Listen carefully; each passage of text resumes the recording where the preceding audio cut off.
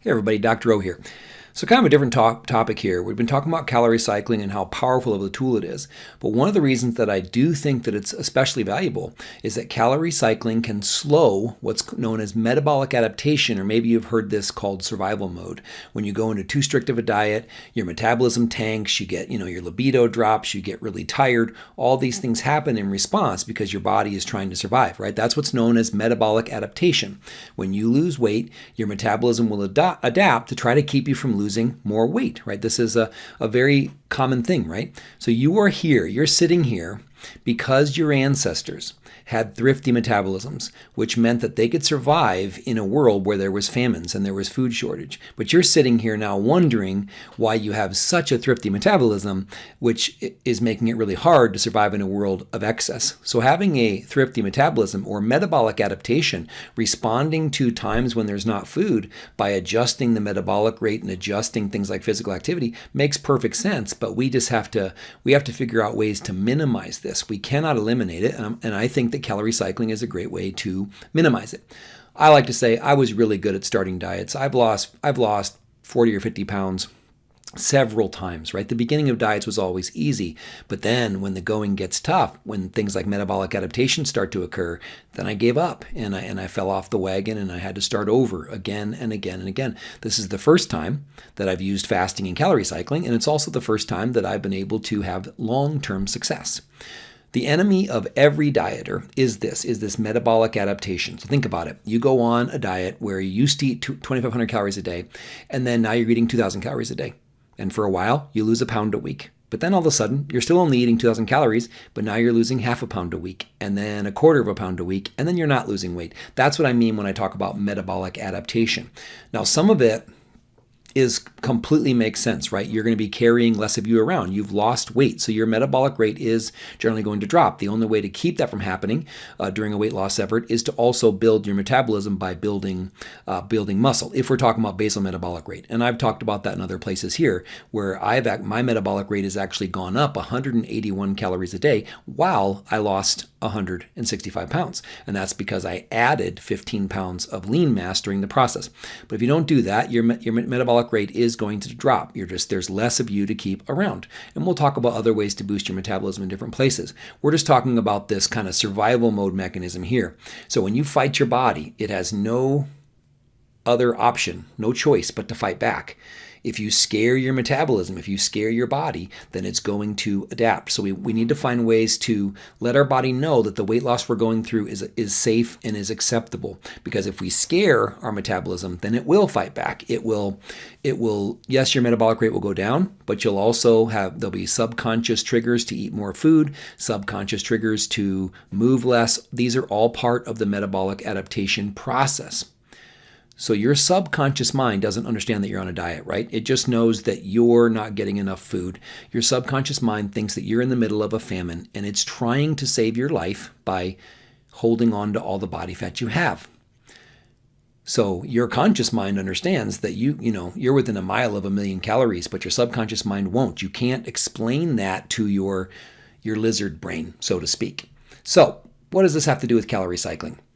We have to figure out how can we be as aggressive as possible with our weight loss without scaring your metabolism. And this is why I like alternate day fasting. I changed the equation drastically one day, right? I eat nothing. And my body's like, oh man, this is not good. There's no food around. But then you change it back real quickly. Instead of just being in a calorie deficit every single day and having your body slowly adapt and having weight loss slow and slow and slow, I eat nothing and be in a huge calorie deficit. My body starts to get concerned, but the next day, not only am I eating at maintenance, I'm overshooting. I recommend consuming 25 to 30% more than your maintenance calories on your eating days if you're doing alternate day fasting. So your body's like, whew, it's okay. There's no time for these survival mechanisms to kick in. There's no time for your metabolism to adapt. And then all of a sudden, boom, I'm fasting again, then I'm eating again, fasting again. There's no other way for me to explain how I've had such amazing success, 165 pounds of weight loss in a year, compared to all the other weight loss attempts that I've had in my life. There was a time when I was younger that I was eating 1,000 calories a day, and I was doing 3 hours of cardio a day. And I could not lose weight and keep it off as well as I can now. There's no other way for me to explain how basically a 1,700 to 2,000 calorie average has led to such amazing weight loss and sustainability compared to times that I've been more aggressive. The difference is I'm really aggressive on my diet one day, and the next day I'm actually overfeeding a bit. So let's go ahead and look at the science behind this.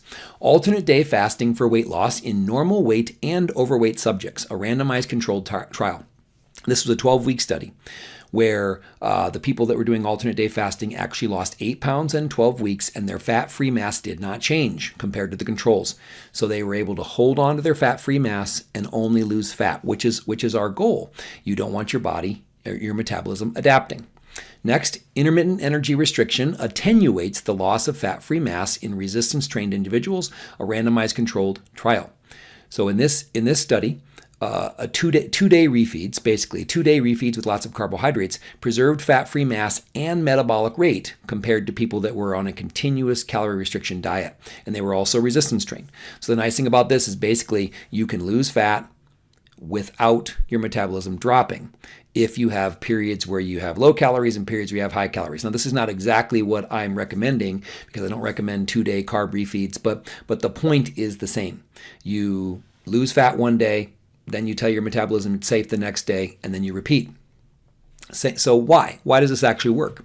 Well, let's look at this study. The response of leptin to short-term and prolonged overfeeding in humans. So as you lose weight, your leptin levels are going to drop. Leptin is basically a fuel gauge. Your fat produces leptin and tells your brain how much fat that you have on your body. So if you're losing fat, then you're going to be producing less leptin. Every dieter in the world has had their leptin levels drop while dieting because their body fat's going away.